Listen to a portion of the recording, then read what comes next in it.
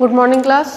आज हम लोग नया टॉपिक स्टार्ट करते हैं चैप्टर का, that is central dogma of molecular biology. ठीक है, ये जो चैप्टर का स्टार्टिंग है, स्टार्टिंग में ही मैंने बताया था कि सेंट्रल डॉग्मा हमको पढ़ना है। ठीक है, तो सेंट्रल डॉग्मा के अंदर बेसिकली क्या क्या चीज़ें आती हैं। ठीक है, सेंट्रल डॉग्मा के अंदर रेप्लिकेशन आता है डीएनए का, ट्रांसक्रिप्शन आता है और ट्रांसलेशन आता है। ठीक है, अब ये जो तीन मेजर इवेंट्स हैं, इनके अंदर और भी कई सारे सब टॉपिक्स हैं जो कि इन्वॉल्व हैं, इंक्लूडेड हैं। ठीक है, तो हमको सभी के बारे में पढ़ना है। ठीक, अब सेंट्रल डॉग्मा जो है, इसको हम लोग, सेंट्रल डॉग्मा का मीनिंग क्या होता है? सेंट्रल डॉग्मा का मीनिंग होता है बेसिक फॉर्मुलेशन। ठीक है, सेंट्रल डॉग्मा को हम लोग क्या कहते हैं? बेसिक फॉर्मुलेशन कहते हैं। ठीक है, तो सेंट्रल डॉग्मा या जो बेसिक फॉर्मुलेशन होता है मॉलिक्यूलर बायोलॉजी का, वो ये कहता है कि फ्लो ऑफ इंफॉर्मेशन जो है वो यूनिडायरेक्शनल है। ठीक है, फ्लो ऑफ इंफॉर्मेशन जो है वो यूनिडायरेक्शनल है, डीएनए से लेकर के प्रोटीन तक। ठीक है, अब यहाँ पर देखो आप लोग, यहाँ पे मैंने एक सर्कल बनाया है, डीएनए से आरएनए, आरएनए से पॉलीपेप्टाइड, पॉलीपेप्टाइड से आरएनए और आरएनए से फिर डीएनए। अगर मैं यहाँ पर कह रही हूँ कि फ्लो ऑफ इंफॉर्मेशन यूनिडायरेक्शनल है, तो ये जो साइकिल है ये बनना ही नहीं चाहिए था, क्योंकि अगर फ्लो ऑफ इंफॉर्मेशन यूनिडायरेक्शनल होता है, एक ही डायरेक्शन में जाता है, ठीक है, तो वो चीज़ वापस घूम के कैसे आएगी? मतलब एक तरीके से हम लोग ये कह रहे हैं कि नदी गोल गोल घूम रही है, ऐसा तो पॉसिबल नहीं है। ठीक है, लेकिन यहाँ पे ऐसा होता है, ऐसा पॉसिबल है। ऐसा कैसे पॉसिबल है? जनरली क्या है कि स्टार्टिंग में ये माना गया था, एकदम स्टार्टिंग में जब डीएनए वगैरह डिस्कवर हुआ था, कि भाई सीधी सीधी सी बात है, डीएनए से आरएनए बनता है और आरएनए से प्रोटीन बनता है। ठीक है, उसके कुछ समय के बाद में क्या हुआ कि डीएनए रेप्लिकेशन का पता चला कि डीएनए रेप्लिकेशन होता है, उसकी डिस्कवरी हुई। उसके बाद लोगों ने बोला कि भाई पहले डीएनए से रेप्लिकेशन होकर के एक और डीएनए बनता है, फिर उस डीएनए से ट्रांसक्रिप्शन के थ्रू आरएनए बनता है और उस आरएनए से ट्रांसलेशन के थ्रू प्रोटीन बनता है। ठीक है, ऐसा बोला गया। उसके बाद 1958 में, ठीक है, 1958 में क्रिक जो हैं, जिन्होंने डीएनए के स्ट्रक्चर को प्रपोज किया था, ठीक है, क्रिक ने 1958 में बोला कि डीएनए जो है वो रेप्लिकेट होता है, एक और डीएनए सिंथेसाइज होता है, फिर उससे आरएनए बनता है और उससे इवेंचुअली प्रोटीन बनता है। ठीक है, ये चीज़ जो है ये क्रिक ने बताई थी। ठीक है, उसके बाद क्या हुआ कि जब और धीरे धीरे चीज़ों की डिस्कवरी होते गई, ठीक है, तो उसमें फिर दो साइंटिस्ट थे। ठीक है, एक का नाम था टेमिन एंड दूसरे का नाम था बाल्टीमोर।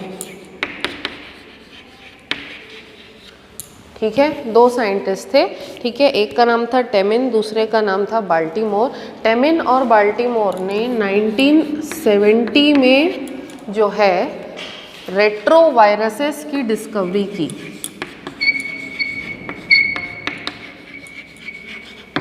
ठीक है, टेमिन और बाल्टीमोर ने 1970 में रेट्रोवायरस की डिस्कवरी की। ठीक है, अब ये रेट्रोवायरस इतना स्पेशल क्यों है? रेट्रोवायरस के अंदर जो जेनेटिक मटेरियल था वो आरएनए था। ठीक है, जनरली मैंने तुम लोगों को इस चैप्टर के स्टार्टिंग में बताया था कि वायरसेस के अंदर generally RNA as a genetic material होता है। ठीक है, तो टेमिन और बाल्टीमोर ने बोला कि भाई रेट्रोवायरस होता है और रेट्रोवायरस के अंदर आरएनए जो है as a genetic material present रहता है। ठीक है, उसके बाद उन्होंने ये बोला कि रेट्रोवायरस जो है वो एक एंजाइम प्रोड्यूस करते हैं। इस एंजाइम का नाम है रिवर्स ट्रांसक्रिप्टेज।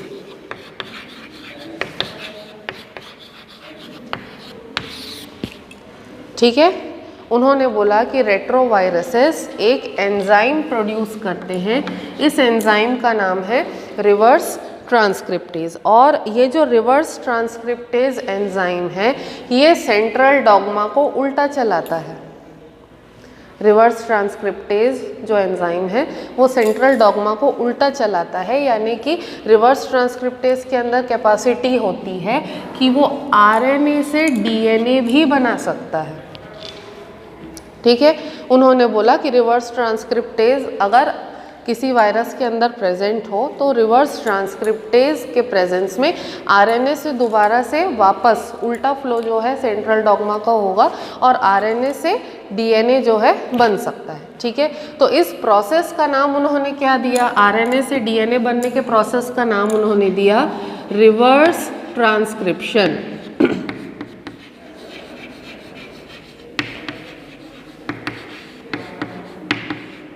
ठीक है, आरएनए से डीएनए बनने का जो प्रोसेस था उसको उन्होंने क्या नाम दिया, रिवर्स ट्रांसक्रिप्शन दिया। ठीक है, तो रिवर्स ट्रांसक्रिप्शन के थ्रू क्या होता है कि आरएनए जो है वो एज अ टेम्पलेट एक्ट करता है। जैसे डीएनए का टेम्पलेट स्ट्रैंड है, एंटीसेंस स्ट्रैंड है। ठीक है, डीएनए का जो एंटीसेंस या टेम्पलेट स्ट्रैंड है वो क्या कर रहा था, उससे आरएनए बन रहा था। ठीक है, तो अब जस्ट उल्टा होगा रिवर्स ट्रांसक्रिप्शन में कि आरएनए जो है एज अ टेम्पलेट एक्ट करेगा और आरएनए से क्या बन जाएगा, डीएनए बन जाएगा। ठीक है, तो यहाँ पर एक नई चीज़ की डिस्कवरी हुई कि भाई रिवर्स ट्रांसक्रिप्शन का भी प्रोसेस होता है और सेंट्रल डॉग्मा जो है वो उल्टा चल सकता है।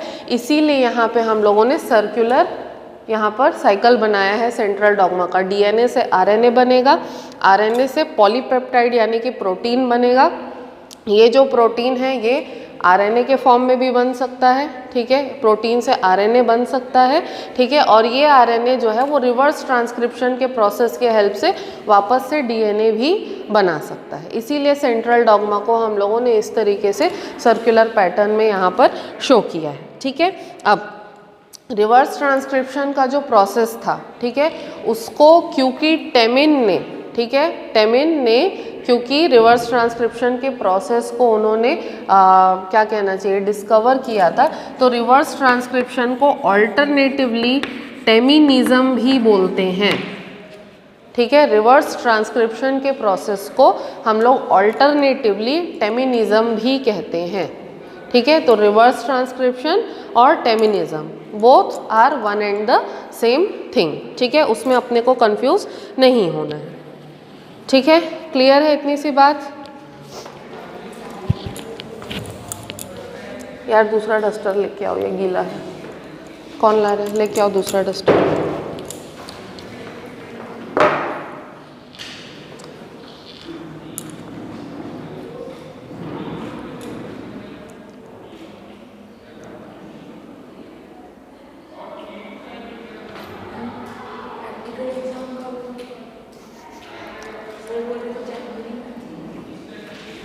क्या पता, अभी प्रैक्टिकल परफॉर्म कर पा ही नहीं रहे हैं हम लोग, कैसे करेंगे। अभी आप लोग आ रहे हो, देखते हैं प्रैक्टिकल का कैसे करते हैं। सबका होना ज़रूरी है, 2 लोग तो आ नहीं रहे हैं अभी भी।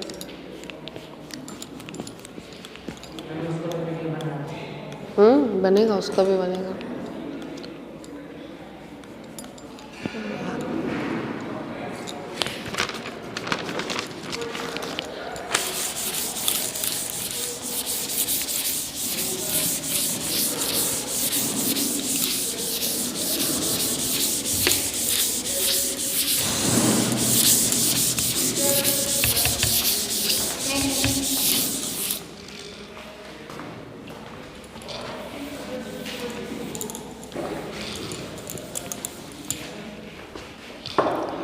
ठीक है, अब इसके बाद बात आई कि भाई डीएनए जो है वो इतना मतलब इतने सारे उसके अंदर जेनेटिक कोड्स प्रेजेंट रहते हैं, इतने सारे जीन्स को कोड करता है, तो डीएनए ऑब्वियसली लंबा चौड़ा होगा, बड़ा होगा। ठीक है, तो अगर इतना बड़ा डीएनए, हम लोग सपोज करते हैं कि डीएनए बहुत लंबा है, बहुत बड़ा है, तो वो इतने छोटे से न्यूक्लियस के अंदर कैसे पैक होगा। ठीक है, तो उसके हिसाब से हम लोगों का नेक्स्ट टॉपिक है डीएनए पैकेजिंग।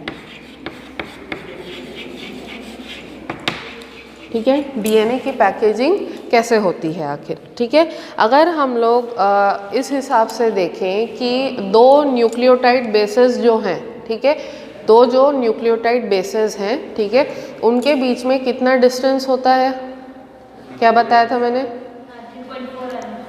है ना, 3.4 एंगस्ट्रॉम होता है। ठीक है, तो अगर 3.4 एंगस्ट्रॉम को हम लोग एनएम में चेंज करें तो 3.4 एंगस्ट्रॉम जो है that will be equal to 0.34 nm। ठीक है, 3.4 angstrom will be equal to 0.34 nm। ठीक है, अब अगर हम लोग ये मान लें कि कोई भी न्यूक्लियोटाइड बेस है, दो बेसेस हैं, दोनों के बीच में 0.34 nm का डिस्टेंस है, ठीक है, तो अगर उतना डिस्टेंस हम लोग स्टेबल मान ले, ठीक है, स्टैटिक मान ले कि इतना डिस्टेंस कॉन्स्टेंटली रहता है, ठीक है, तो अगर उस डिस्टेंस के हिसाब से हम लोग देखें तो 6.6 इंटू 10 टू द पावर 9, ठीक है, 6.6 into 10 to the power 9 base pair लंबा, ठीक है, 9 बेस पेयर लंबा, ठीक है, इतना लंबा अगर डीएनए का स्ट्रैंड है या डीएनए का सीक्वेंस है ह्यूमंस के अंदर, ठीक है, तो इसका लेंथ कितना होगा, इसका लेंथ होगा 2.2 मीटर्स, ठीक है, 6.6 into 10 to the power 9 base pair लंबा अगर ह्यूमंस का डीएनए, अगर हम लोग सपोजिटली मान ले कि इतना लंबा डीएनए है तो उसकी लेंथ होगी 2.2 मीटर्स, ठीक है। अब 2.2 मीटर लंबा डीएनए है हमारा और न्यूक्लियस कितना छोटा है, बिल्कुल नैनोमीटर्स के बराबर छोटा है, तो इतना लंबा डीएनए अगर है, ठीक है, करीब करीब 2.25 मीटर लंबा डीएनए, उसको इतने छोटे से न्यूक्लियस के अंदर हम लोग कैसे पैक करते हैं, कैसे पैक होता है, ठीक है, ये एक बहुत बड़ा मैटर है, चैलेंज का, ठीक है। अब अगर हम लोग देखें कि डीएनए की, इतने बड़े डीएनए की पैकेजिंग होती है, कैसे होती है, ठीक है, तो यहाँ पर जो है हमको हेल्प कौन करते हैं, प्रोटीन्स हेल्प करते हैं। डीएनए की जो पैकेजिंग है उसको एक्सप्लेन करने के लिए एक मॉडल होता है, इसको हम लोग कहते हैं न्यूक्लियोसोम मॉडल,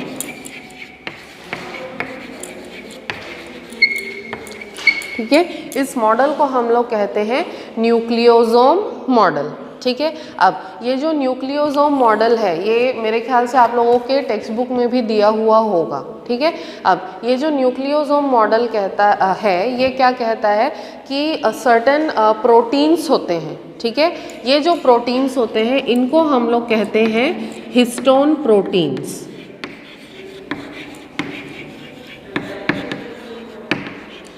ठीक है, सर्टेन प्रोटीन्स होते हैं जिनको हम लोग कहते हैं हिस्टोन प्रोटीन्स। उसी के तरह एक और सेट ऑफ प्रोटीन्स होते हैं जिनको हम लोग कहते हैं नॉन हिस्टोन प्रोटीन्स, ठीक है। ये जो प्रोटीन्स हैं ये डीएनए की पैकेजिंग में हेल्प करते हैं, ठीक है। हिस्टोन प्रोटीन्स और नॉन हिस्टोन प्रोटीन्स जो हैं ये डीएनए की पैकेजिंग में हेल्प करते हैं, ऐसा कहा जाता है, ठीक है। अब हमारे लिए सबसे ज़्यादा इम्पॉर्टेंट क्या है, हमारे लिए सबसे ज़्यादा इम्पॉर्टेंट है हिस्टोन प्रोटीन, ठीक है, क्योंकि ये डायरेक्टली इन्वॉल्व्ड होता है डीएनए के पैकेजिंग में, ठीक। तो अब हिस्टोन प्रोटीन के बारे में हम लोग देखते हैं।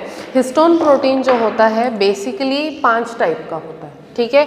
एक होता है H1, दूसरा H2A, H2B, H3 and H4, ठीक है। इस तरीके से 5 टाइप के हिस्टोन प्रोटीन्स होते हैं, H1, H2A, H2B, H3 and H4, ठीक है। अब ये जो पांचों हिस्टोन प्रोटीन्स हैं ये क्या करते हैं, ये कॉम्प्लेक्स का फॉर्मेशन करते हैं। कैसे करते हैं, H1 जो है ये कॉम्प्लेक्स फॉर्मेशन में पार्टिसिपेट नहीं करता। कॉम्प्लेक्स फॉर्मेशन में कौन कौन पार्टिसिपेट करेगा, H2A, H2B, H3 और H4, ठीक है। अब ये जो चारों प्रोटीन्स हैं H2A से लेके H4 तक, इन सभी के दो मॉलिक्यूल्स जो हैं पार्टिसिपेट करते हैं कॉम्प्लेक्स फॉर्मेशन में। तो H2 के 2, H2A के 2, H2B के 2, H3 के 2 और H4 के 2, तो 2 4 ज़ा 8, टोटल 8 प्रोटीन के, हिस्टोन प्रोटीन के जो मॉलिक्यूल्स होते हैं वो कॉम्प्लेक्स फॉर्मेशन में हेल्प करते हैं, ठीक है। तो ये जो 8 हिस्टोन प्रोटीन्स के मॉलिक्यूल्स होते हैं ये एक क्यूबॉइडल सा स्ट्रक्चर जो है बनाते हैं, ठीक है। तो अगर हम लोग इस तरीके से देखें,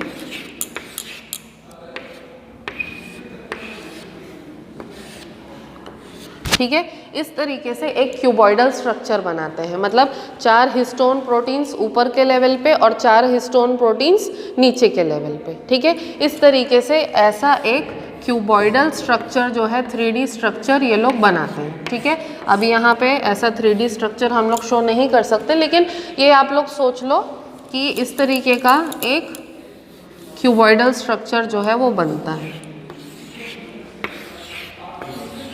ठीक है, उसके बाद फिर यहाँ पे ये ऊपर के लेवल में 4 हो जाएंगे और फिर नीचे के लेवल में इस तरीके से 4। तो टोटल 8 हिस्टोन प्रोटीन्स जो है ऐसा एक कॉम्प्लेक्स या इसको हम लोग ब्लॉक कह सकते हैं, ऐसा बनाते हैं। ठीक है, अब बात आती है कि डीएनए कहाँ पर है। ठीक है, जब ये जो चारों हिस्टोन प्रोटीन्स हैं इस तरीके से कॉम्प्लेक्स का फॉर्मेशन कर लेते हैं, उसके बाद क्या होता है कि जो डीएनए के थ्रेड्स होते हैं, डीएनए के जो स्ट्रैंड्स होते हैं, ठीक है, वो जो है इस कॉम्प्लेक्स के चारों तरफ लिपटे हुए रहते हैं।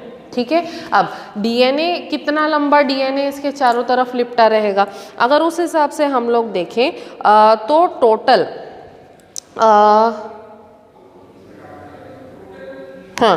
टोटल इसमें 200 बेस पेयर ऑफ डीएनए। ठीक है, 200 बेस पेयर लंबा जो डीएनए होता है वो जो है इस ब्लॉक या इस कॉम्प्लेक्स के चारों तरफ लिपटा हुआ रहता है, और वो भी स्पेसिफिकली लेफ्ट हैंड साइड के तरफ ट्विस्ट होता है।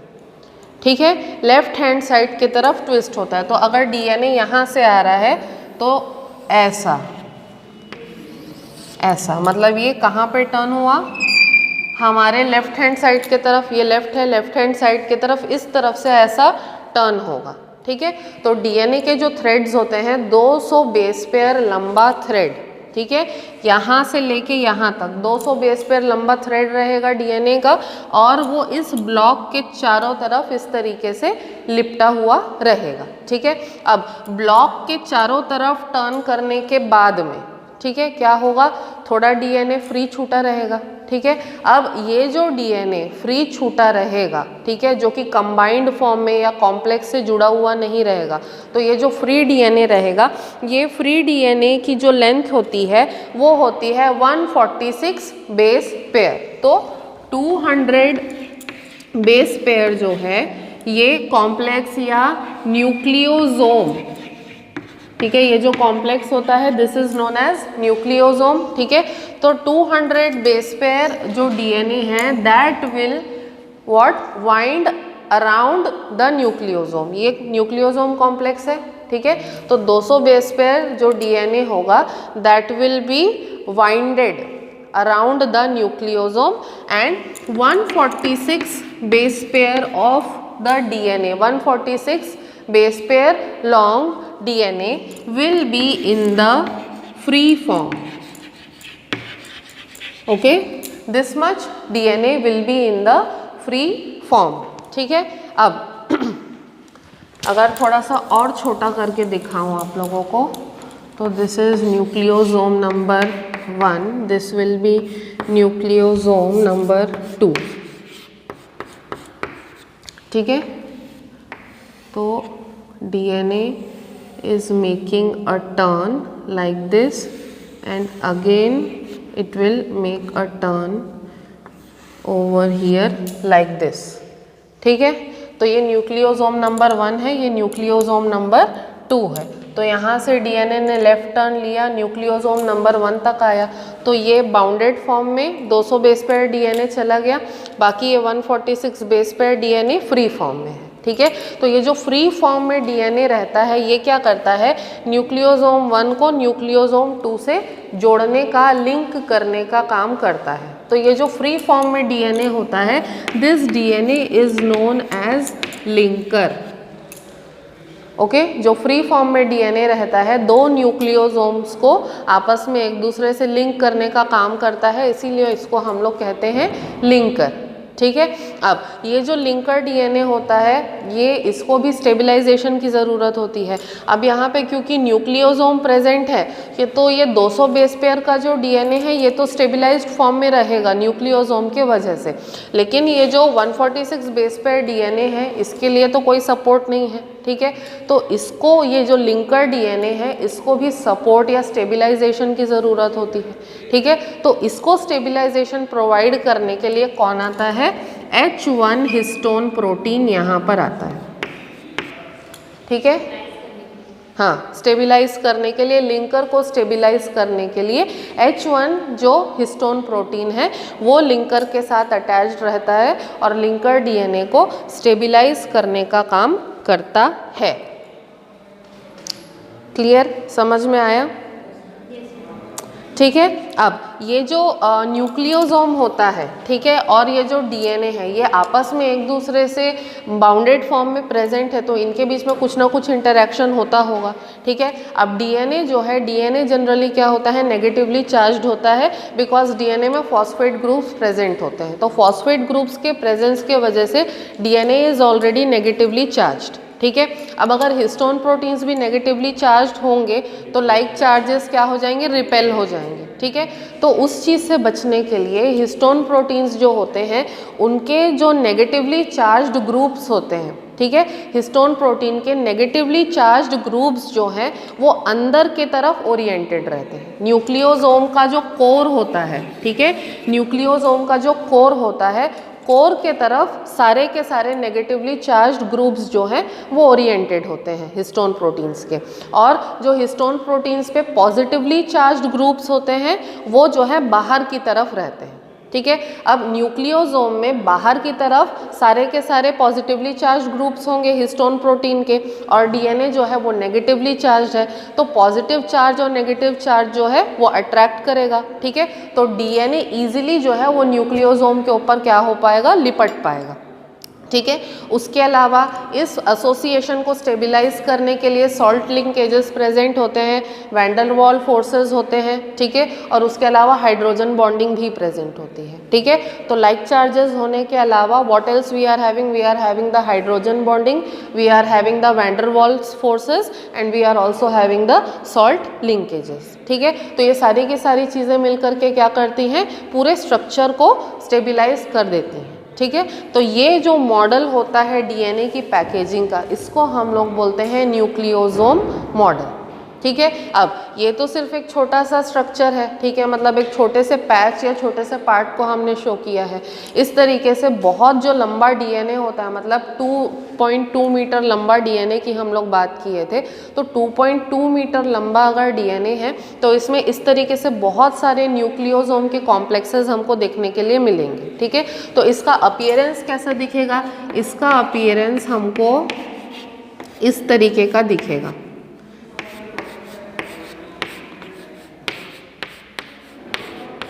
ठीक है। इस तरीके का अपीयरेंस कुछ हमको दिखेगा, और ये जो अपीयरेंस बनेगा डीएनए का, ठीक है, उसकी पैकेजिंग का, इसको हम लोग कहते हैं Beed on a string appearance.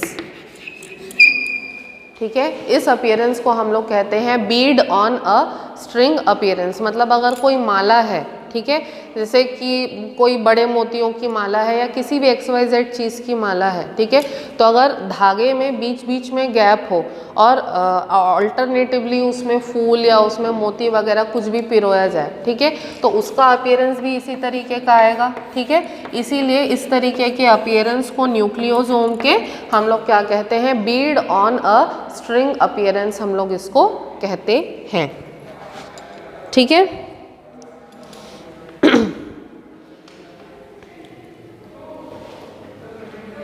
ठीक है, क्लियर हुआ? ठीक है। अब इसमें और एक चीज़ इंक्लूडेड है, वो ये है कि यहाँ पे जितना भी डीएनए न्यूक्लियोसोम के साथ लिपटा हुआ है, ठीक है, उस डीएनए में कुछ पार्ट जो है वो नॉन कोडिंग होता है और कुछ पार्ट होता है कोडिंग। ठीक है। तो ये जो लिंकर डीएनए होता है ये सिर्फ कोडिंग पार्ट होता है। ठीक है। जो लिंकर डीएनए होता है वो सिर्फ कोडिंग पार्ट होता है, और ये जो बाकी 200 बेस पेयर का डीएनए जो न्यूक्लियोसोम के चारों तरफ लिपटा हुआ है, ठीक है, ये नॉन कोडिंग डीएनए होता है। ठीक है। अब ये कोडिंग या नॉन कोडिंग डीएनए जो है, ठीक है, इसको अगर हम लोग स्टेन करें किसी भी स्टेन से, ठीक है, अब नेगेटिवली चार्ज डीएनए है तो कोई एसिडिक स्टेन से इजीली स्टेन हो जाएगा डीएनए। ठीक है। तो डीएनए को अगर हम लोग स्टेन करें तो ये जो लिंकर डीएनए होगा इसके ऊपर बिल्कुल लाइट स्टेन आएगा, हल्का सा स्टेन आएगा, हमको लाइट कलर में दिखेगा। लेकिन न्यूक्लियोसोम के चारों तरफ जो डीएनए प्रेजेंट है उसमें डार्क स्टेन आता है, ठीक है। तो कौन से डीएनए पे कैसा स्टेन चढ़ता है उस बेसिस पे हम लोग डीएनए को भी, या ये जो क्रोमैटिन है, डीएनए का थ्रेड है, क्रोमैटिन है ये, ठीक है। तो अगर हम लोग इसको देखें स्टेन के बेसिस पे तो क्रोमैटिन को भी दो टाइप में हम लोग डिवाइड कर सकते हैं। एक होता है यूक्रोमैटिन और दूसरा होता है हेट्रोक्रोमैटिन।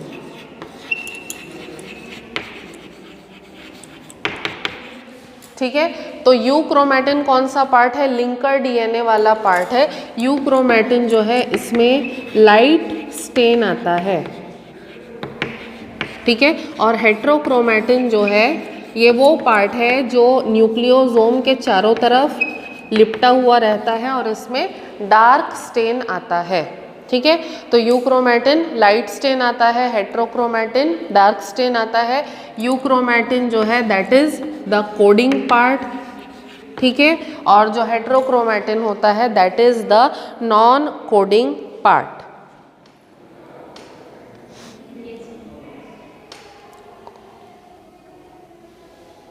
ठीक है, क्लियर हुआ। अब फाइनल पैकेजिंग कैसी होती है? ये तो पेरिफेरल पैकेजिंग थी, पेरिफेरल पैकेजिंग थी ये, ठीक है। अब फाइनल पैकेजिंग कैसी होती है? फाइनल पैकेजिंग होने के लिए क्या होता है कि ये जो H1 हिस्टोन है यहाँ पर, ये क्या करता है कि H2A और H2B जो हिस्टोन प्रोटीन्स होते हैं, ठीक है, उनके फंक्शनल ग्रुप के साथ बॉन्ड फॉर्मेशन कर लेता है, ठीक है। तो अगर H1 H2A और H2B के फंक्शनल ग्रुप के साथ बॉन्ड फॉर्मेशन कर लेता है तो बॉन्ड फॉर्मेशन जैसे ही होता है तो एंगल छोटा हो जाता है। एंगल छोटा हो जाने की वजह से ये जो लिंकर डीएनए है और ये जो न्यूक्लियोसोम है ये क्या आ जाते हैं, पास में आ जाते हैं और कंप्रेस हो जाते हैं, ठीक है।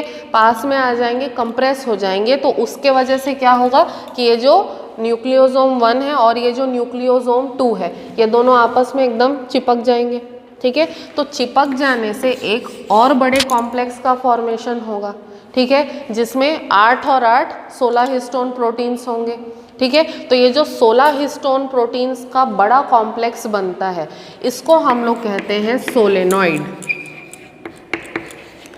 ठीक है। इसको हम लोग क्या कहेंगे? इसको हम लोग कहेंगे सोलेनॉइड, ठीक है। अब ये जो सोलेनॉइड बनता है, सोलेनॉइड बनने की वजह से डीएनए जो है वो क्या होते जाएगा और कंप्रेस होता जाएगा, ठीक है। और बाकी लिंकर डीएनए का क्या होगा? लिंकर डीएनए जो है उसके अंदर लूप्स का फॉर्मेशन होता जाएगा, ठीक है।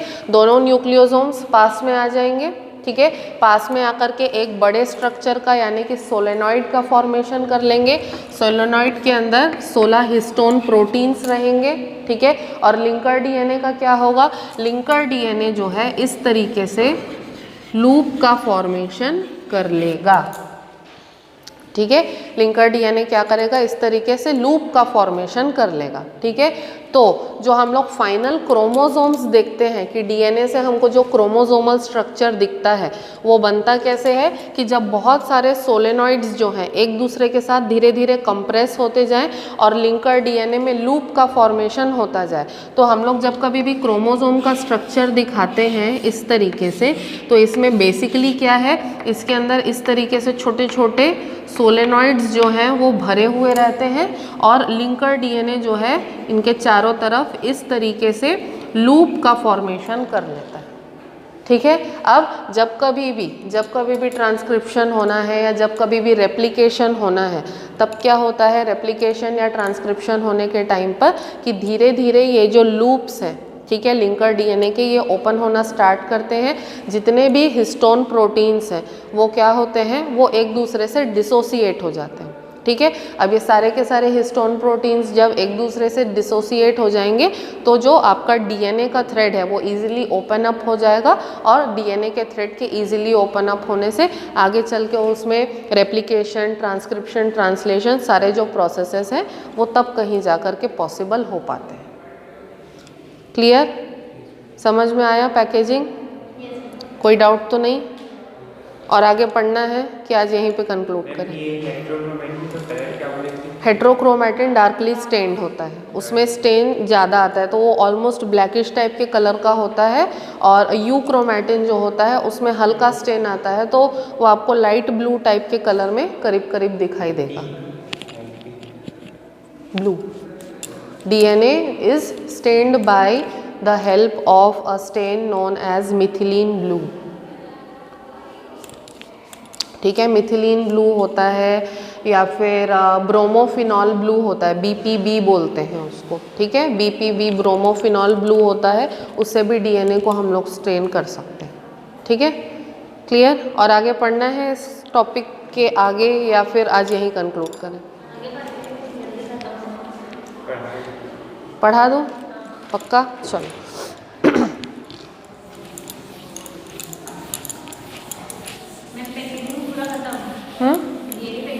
खत्म।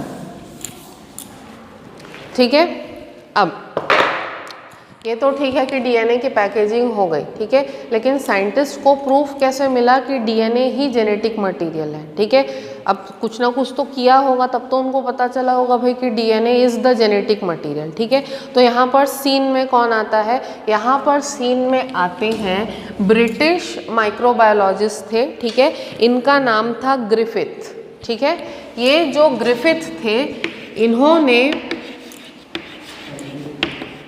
DNA को जेनेटिक मटेरियल के फॉर्म में एस्टैब्लिश करने का सबसे पहला स्टेप इन्होंने ही लिया था। ठीक है, इन्होंने जो है एक एक्सपेरिमेंट कंडक्ट किया था जिसको कि हम लोग कहते हैं ग्रिफिथ्स एक्सपेरिमेंट।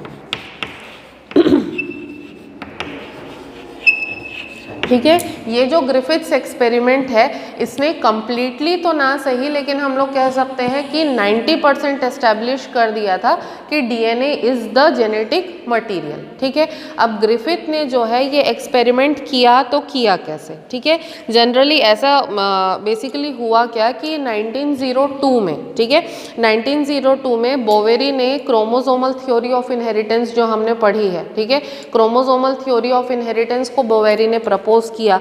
ठीक है, उसके बाद में उस क्रोमोसोमल थ्योरी में बोला कि भाई क्रोमोसोम्स होते हैं, उसके अंदर जेनेटिक मटेरियल होता है, फलाना फलाना चीज़ें जो है उन्होंने बोल दी बोवेरी ने।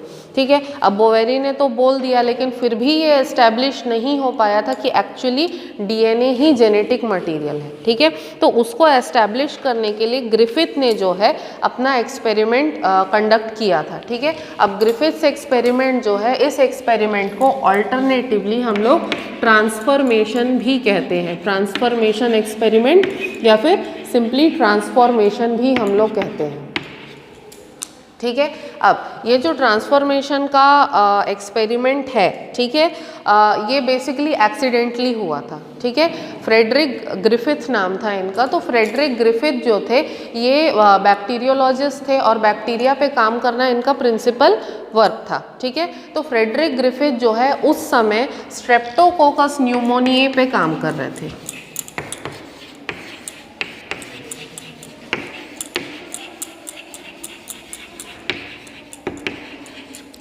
ठीक है, he was working on Streptococcus pneumoniae. ठीक है, अभिजीत पीछे बैठ जाओ।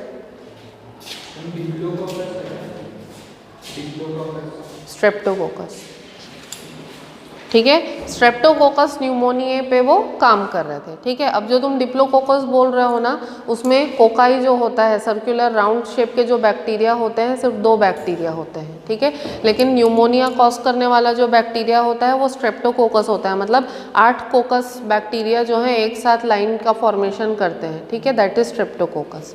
ठीक है, तो स्ट्रेप्टोकोकस न्यूमोनिये पे वो काम कर रहे थे। अब स्ट्रेप्टोकोकस न्यूमोनिये जो बैक्टीरिया होता है, ठीक है, इसके 2 स्ट्रेन होते हैं। ठीक है, एक होता है S स्ट्रेन एंड दूसरा होता है R स्ट्रेन। ठीक है, 2 स्ट्रेन होते हैं, एक S होता है और एक R होता है। ठीक है, तो S स्ट्रेन जो होता है ये वायरुलेंट होता है, मतलब कि ये डिजीज़ ज़्यादा कॉज करता है। ठीक है। उसके बाद एस स्ट्रेन जो है इसके सेल मेम्ब्रेन के ऊपर, प्लाज्मा मेम्ब्रेन के ऊपर म्यूसिलेज का लेयर होता है, ठीक है। एस स्ट्रेन जो है वो ज़्यादा वायरुलेंट होता है और उसके ऊपर म्यूसिलेज का कवरिंग होता है और उसके अलावा, ठीक है, ये स्मूथ कॉलोनीज प्रोड्यूस करता है। क्या प्रोड्यूस करता है? स्मूथ कॉलोनीज को प्रोड्यूस करता है and it will definitely cause pneumonia, ठीक है। अब दूसरा स्ट्रेन यानी कि जो आर स्ट्रेन है, ठीक है, it is non virulent, it is non virulent, ठीक है। और इसके ऊपर जो है, इसके प्लाज्मा मेम्ब्रेन के ऊपर हार्ड कवरिंग होती है,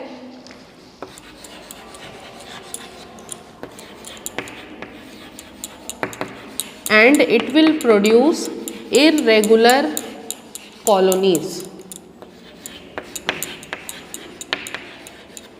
okay, it will be producing irregular colonies। तो ये दोनों स्ट्रेन्स के बीच में बेसिक कुछ ना कुछ डिफरेंस है, ठीक है।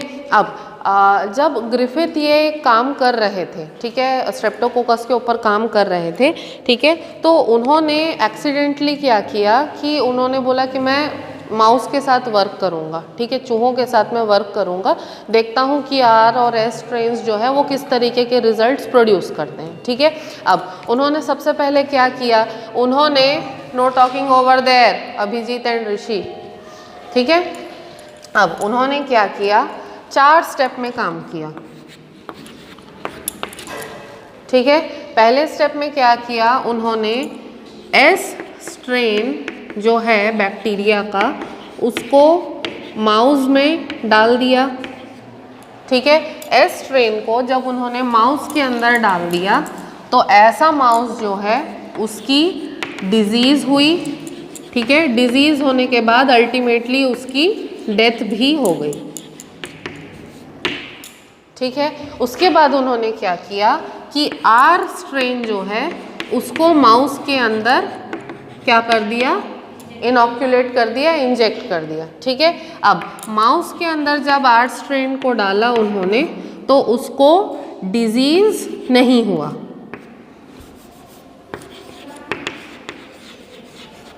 और वो माउस जो है वो जिंदा रहा, ठीक है। अब थर्ड स्टेप में उन्होंने क्या किया, थर्ड स्टेप में उन्होंने एस स्ट्रेन जो है बैक्टीरिया उसको किया हीट किल, मतलब हीट का ट्रीटमेंट दिया, ठीक है। हीट का ट्रीटमेंट देने के बाद उसको माउस में डाला, ठीक है। ऐसे माउस को डिजीज़ नहीं हुआ, ठीक है, और माउस जो है वो जिंदा रहा। अरे यार, बैक्टीरिया को थोड़ा सा गर्म कर दिया बस, और क्या। बैक्टीरिया को एक सस्पेंशन के अंदर लिया, सस्पेंशन को उन्होंने क्या कर दिया, गर्म कर दिया, तो हायर टेम्परेचर पे क्या हुआ, बैक्टीरिया की डेथ हो गई 72 डिग्री सी के टेम्परेचर पे करीब करीब, ठीक है। बैक्टीरिया की डेथ हो गई और उस बैक्टीरिया को हम लोग क्या बोल रहे हैं, हीट किल्ड बैक्टीरिया, ठीक है। तो ऐसे बैक्टीरिया को माउस के अंदर डाला, माउस को डिजीज़ नहीं हुआ और माउस जिंदा रहा, ठीक है। फाइनली लास्ट स्टेप में क्या किया, उन्होंने दोनों को मिक्स कर दिया। क्या, उन्होंने एस स्ट्रेन का जो हीट किल्ड बैक्टीरिया था, ठीक है, उसको उन्होंने आर स्ट्रेन के बैक्टीरिया के साथ मिक्स किया। आर स्ट्रेन के बैक्टीरिया के साथ मिक्स करके माउस में इंजेक्ट किया, माउस को डिजीज़ हुआ और माउस की डेथ हो गई। माउस को डिजीज़ हुआ और माउस की डेथ हो गई। अब यहाँ पे एक क्वेश्चन आता है कि अगर एस स्ट्रेन हीट किल हो चुका था और आर स्ट्रेन अगर डिजीज़ कॉज नहीं करता है तो फिर माउस को डिजीज़ हुआ तो हुआ कैसे, ठीक है। तो अब ग्रिफिथ जो है उनको माथापच्ची की, उनको समझ में नहीं आया कि भाई साहब ये हुआ तो हुआ कैसे। ठीक है। अब क्या हुआ कि समहाउ आप कुछ तो बोलना है, कुछ तो एक्सप्लेनेशन देना है, ठीक है। तो ग्रिफिथ ने बोला कि ट्रांसफॉर्मेशन हो गया। किसका ट्रांसफॉर्मेशन हो गया? आर स्ट्रेन का ट्रांसफॉर्मेशन हो गया एस ट्रेन में, ठीक है। कुछ तो भी बोलेंगे बेचारे, क्या बोलेंगे नहीं तो, है ना। तो बोल दिए कि भाई ट्रांसफॉर्मेशन हो गया। तो उनसे पूछा गया कि ट्रांसफॉर्मेशन हुआ कैसे, तो उसका आंसर नहीं दे पाए। बोले कि हुआ है। क्यों, कैसे पता चला उनको ट्रांसफॉर्मेशन हुआ है? क्योंकि ऐसा माउस जिसमें एस स्ट्रेन, हीट किल और आर स्ट्रेन को उन्होंने मिक्स कर दिया था, उस माउस की डेथ के बाद जब उस माउस के ब्लड को लिया, उसको कल्चर किया, तो कल्चर करने पे उनको आर स्ट्रेन के बैक्टीरिया तो मिले, लेकिन उसके साथ साथ एस स्ट्रेन के लाइव बैक्टीरिया भी मिले, ठीक है। तो अगर S strain already heat killed था, तो फिर एस स्ट्रेन के लाइव बैक्टीरिया, लिविंग बैक्टीरिया उसके ब्लड में कैसे आ गए? तो उस बेसिस पे उन्होंने बोला कि आर स्ट्रेन का ही शायद ट्रांसफॉर्मेशन एस स्ट्रेन में हो गया है, ठीक है। लेकिन वो प्रूव नहीं कर पाए कि ऐसा हुआ तो हुआ कैसे, ठीक है। अब इसको प्रूव करने का काम किसने किया, ठीक है। मतलब ट्रांसफॉर्मेशन हो गया है, उसका प्रिंसिपल क्या था, ठीक है। तो प्रिंसिपल क्योंकि ग्रिफिथ एक्सप्लेन नहीं कर पाए थे, तो प्रिंसिपल को एक्सप्लेन करने का काम 3 साइंटिस्ट के ग्रुप ने किया, ठीक है। 3 साइंटिस्ट थे,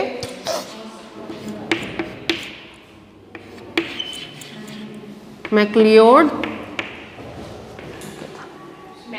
एवरी, मैक्लियोड एंड मैककार्टी,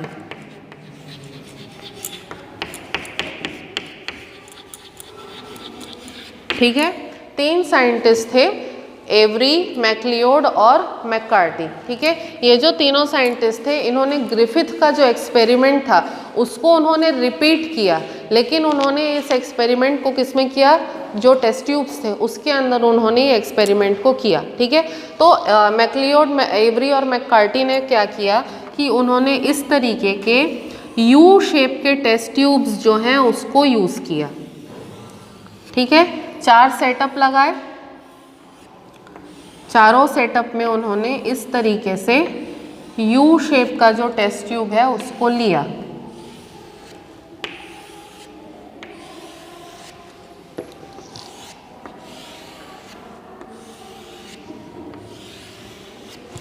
ठीक है। चारों टेस्ट ट्यूब्स के बीच में एक फिल्टर उन्होंने लगाया, ठीक है। अब ये फिल्टर ऐसा फिल्टर था कि इसका जो पार्टिकल साइज या पोर साइज था फिल्टर का, इतना माइन्यूट था कि बैक्टीरिया इससे पास नहीं कर सकता, लेकिन जो डीएनए, आरएनए और प्रोटीन है वही पास कर सकता है, ठीक है। बैक्टीरिया पास नहीं कर पाएगा, लेकिन डीएनए, आरएनए और प्रोटीन जो है सिर्फ वही पास कर पाएगा। इस तरीके का फिल्टर था, ठीक है। अब ये जो चारों सेटअप लगाए, इसमें चारों में अलग अलग चीज़ें जो हैं उन्होंने अप्लाई करी, ठीक है। क्योंकि ग्रिफिथ का जो एक्सपेरिमेंट था उसके बाद कई लोगों ने बोला कि आरएनए जेनेटिक मटेरियल होता है, कई लोगों ने बोला कि प्रोटीन होता है, कई लोगों ने बोला कि डीएनए होता है, लेकिन एस्टैब्लिश नहीं हो पाया, ठीक है। तो उस चीज़ को देखते हुए उन्होंने 4 अलग अलग सेटअप लगाए। एक सेटअप में क्या किया? एक सेटअप में उन्होंने आर स्ट्रेन लिया बैक्टीरिया का, और क्या किया? एस स्ट्रेन जो है सिर्फ इसका प्रोटीन लिया, ठीक है। तो आर स्ट्रेन जो है उसको इस साइड में फिल किया, और एस स्ट्रेन का जो प्रोटीन है उसको इस साइड में फिल किया, ठीक है। दूसरे सेटअप में क्या किया? इस साइड में आर स्ट्रेन और इस साइड में एस स्ट्रेन का आरएनए, ठीक है। तीसरे सेटअप में क्या किया? एक साइड आर स्ट्रेन और दूसरे साइड एस स्ट्रेन का DNA plus DNAs enzyme plus DNAs enzyme, DNA भी लिया और डीएनए के साथ डीएनएज एंजाइम भी लिया, ठीक है। एंड फाइनली लास्ट वाले सेटअप में इस साइड में आर स्ट्रेन को लिया और इस साइड में एस स्ट्रेन का सिर्फ डीएनए, ठीक है। इस तरीके से उन्होंने 4 सेटअप बनाए। अब ये जो चारों सेटअप है, ठीक है, चारों सेटअप को इन्होंने एक पूरे दिन के लिए 24 आवर्स के लिए उन्होंने छोड़ दिया, ठीक है, देखने के लिए कि होता क्या है। ठीक है, अब जब फर्स्ट सेटअप को उन्होंने स्टडी किया तो फर्स्ट सेटअप को स्टडी करने पर जब आर स्ट्रेन को उन्होंने कल्चर मीडिया के ऊपर कल्चर किया, ग्रो किया, ठीक है, तो उन्होंने देखा आर स्ट्रेन के अंदर कोई भी ट्रांसफॉर्मेशन नहीं हुआ है और R strain as it is है। ठीक है, इसके बाद सेकेंड सेटअप में क्या किया, फिर से आर स्ट्रेन को दोबारा से कल्चर मीडिया के ऊपर ग्रो किया, देखा यहाँ पर भी आर स्ट्रेन में कोई भी चेंज नहीं था। ठीक है, थर्ड सेटअप पे आए, थर्ड सेटअप में आकर के वो लोग देखे कि जिसमें डीएनए प्लस डीएनएज एंजाइम था। अब डीएनएज एंजाइम क्या करता है, डीएनए को डाइजेस्ट करने का काम करता है। ठीक है, डीएनए को ब्रेक डाउन करने का काम करता है डीएनएज एंजाइम। ठीक है, तो ये वाले आर स्ट्रेन बैक्टीरिया को कल्चर करके देखा तो भाई इसमें भी कोई चेंज नहीं था। ठीक है, फाइनली वो लोग चौथे सेटअप पे आए। चौथे सेटअप में आने पर उन्होंने क्या देखा कि आर स्ट्रेन वाला जब बैक्टीरिया था उसको कल्चर किया, तो कल्चर करने के बाद जब उन्होंने ऑब्जर्व किया तो उन्होंने देखा कि आर स्ट्रेन का कुछ बैक्टीरिया जो है वो एस स्ट्रेन के बैक्टीरिया में कन्वर्ट हो चुका है। ठीक है, तब इस एक्सपेरिमेंट से फाइनली एस्टैब्लिश हुआ कि हाँ, डीएनए ही है हमारा जेनेटिक मटेरियल। ठीक है, डीएनए ही जेनेटिक मटेरियल है, इस एक्सपेरिमेंट के साथ में एस्टैब्लिश हुआ। ठीक है, और उन्होंने फिर ट्रांसफॉर्मेशन का प्रिंसिपल क्या बताया कि जब हीट किल एस स्ट्रेन का बैक्टीरिया होता है, ठीक है, तो अगर बैक्टीरिया को हम लोग हीट किल करते हैं तो बैक्टीरिया तो पूरा का पूरा ख़त्म हो जाता है, बचता क्या है, जेनेटिक मटेरियल।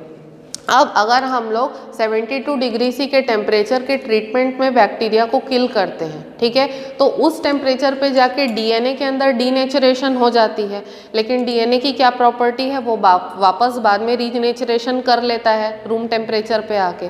ठीक है, तो जब बैक्टीरिया को हीट का ट्रीटमेंट दिया था तब डीएनए डीनेचर हो गया होगा, और जब गर्मी कम हुई, टेम्परेचर कम हुआ तो डीएनए का रीनेचुरेशन हो गया होगा। ठीक है, अब वैसा जो सस्पेंशन था, हीट किल एस स्ट्रेन का जो सस्पेंशन था, उसको जब आर स्ट्रेन के साथ में मिक्स किया होगा तो आर स्ट्रेन के कुछ बैक्टीरिया जो हैं उन्होंने एस स्ट्रेन का जो डीएनए था उसको टेकअप कर लिया होगा। ठीक है, तो आर स्ट्रेन का बैक्टीरिया जब एस स्ट्रेन के डीएनए को टेकअप कर लिया, उसको अपने डीएनए के साथ मिक्स कर लिया, तो आर स्ट्रेन जो है वो किस में ट्रांसफॉर्म हो गया, एस स्ट्रेन में ट्रांसफॉर्म हो गया। ठीक है, तो इस एक्सपेरिमेंट के साथ फाइनली एस्टैब्लिश हुआ कि भाई DNA is our genetic material. Clear, पक्का समझ में आया? चलो, तो आज फिर हम लोग ग्रिफिथ्स एक्सपेरिमेंट और मैक्लियोड, एवरी और मैककार्टी के साथ में कंक्लूड करते हैं। नेक्स्ट क्लास जो हमारी होगी इसमें हम लोग डीएनए रेप्लिकेशन का टॉपिक जो है उसको स्टार्ट करेंगे। क्लियर, आज की क्लास में कोई भी डाउट कहीं भी, न्यूक्लियोसोम, सोलेनॉइड, यू और हेट्रोक्रोमैटिन, क्या हो गया जितेश को, कुछ डाउट है क्या? वायरुलेंट के बाद म्यूसिलेज। म्यूसिलेज का मतलब होता है स्लाइम। जैसे कि कई बार बारिश के मौसम में देखते होगे कि नल वल के पास में जब काई जम जाती है तो वहाँ बहुत फिसलन होती है, तो वो फिसलन किस वजह से होती है, म्यूसिलेज की वजह से। म्यूसिलेज क्या होता है, एक ग्लाइकोलिपिड्स और ग्लाइकोप्रोटीन्स का बना हुआ एक बहुत ही चिपचिपा और फिसलने वाला स्लाइमी सब्सटेंस होता है। तो ये जनरली बैक्टीरिया जो है ये सिक्रीट करता है। तो ये बैक्टीरिया का क्या है, एक डिफेंस मैकेनिज्म होता है। तो क्योंकि मतलब बाहर के एनवायरनमेंट में अगर कोई केमिकल्स या कुछ ऐसा हो जो बैक्टीरिया को मार सके, तो वो म्यूसिलेज को क्रॉस करके बैक्टीरिया तक जा नहीं पाता है और बैक्टीरिया जो है वो प्रोटेक्टेड रहता है, सेफ रहता है। तो वो एक तरीके का क्या है, उसका डिफेंस मैकेनिज्म। ठीक है, क्लियर? और कोई डाउट कुणाल, पक्का? चलो फिर कल हम लोग डीएनए रेप्लिकेशन का जो टॉपिक है उसको स्टार्ट करेंगे।